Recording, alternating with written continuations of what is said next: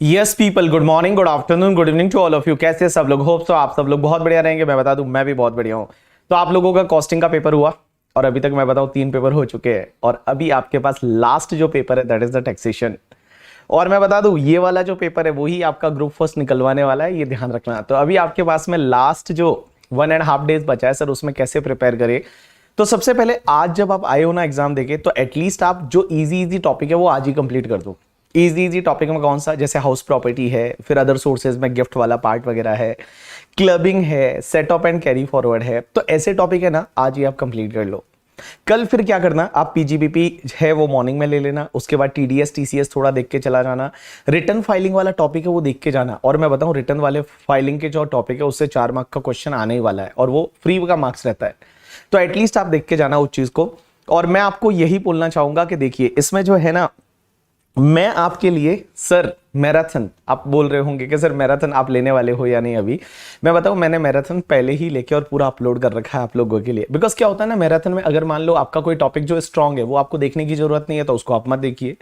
जो टॉपिक आपका स्ट्रांग नहीं है, जिसका मैराथन आपको देखना है, तो उसका मैराथन आप देख लीजिए।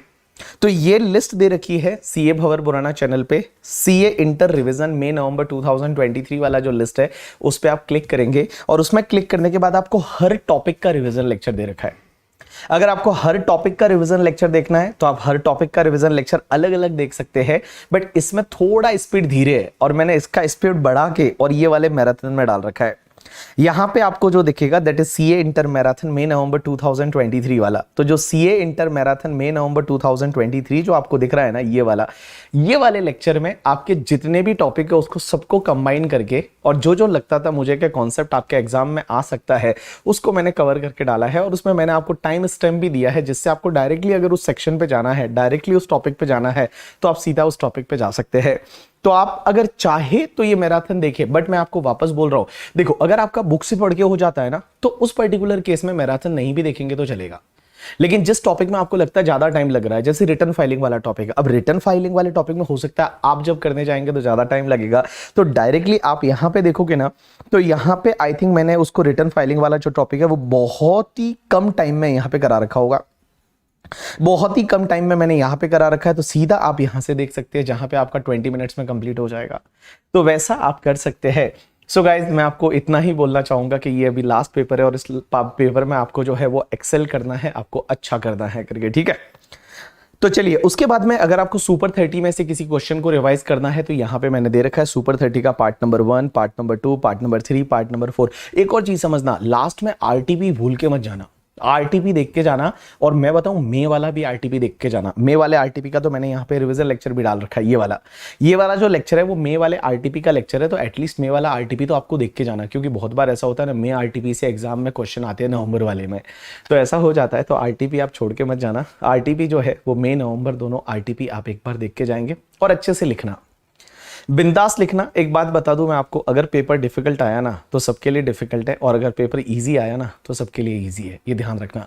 और वो 3 घंटे में आपको ढंग से अपना दिमाग एकदम सही पे रख के और फिर आपको लिखना है। और ध्यान रखना वहां बोलते वहां लिखते टाइम अगर कहीं पे ऐसा बोला हुआ है कि आपको 115 बीएससी को इग्नोर नहीं करना है, कुछ भी नहीं लिखा हुआ, तो आपको 115 बीएससी भी आपको वहां पे देखना पड़ेगा क्या क्या 115 बीएससी से रिलेटेड, क्योंकि मुझे ऐसा लगता है कि हो सकता है इस बार 115 बीएससी से रिलेटेड आपको जो है वो छोटा सा क्वेश्चन एक मिल सकता है, या फिर हो सकता है बड़े क्वेश्चन में ही पूछा जा सकता है कि 115 बीएससी अगर ऑल्टरनेटिव टैक्सेशन रिज्यूम लेते हैं तो क्या होगा, वैसा होगा, ठीक है। और जो पहला क्वेश्चन आएगा मोस्टली पीजीबीपी टोटल इनकम से रिलेटेड ही, टोटल इनकम का ही क्वेश्चन आएगा, 14 मार्क का क्वेश्चन आएगा।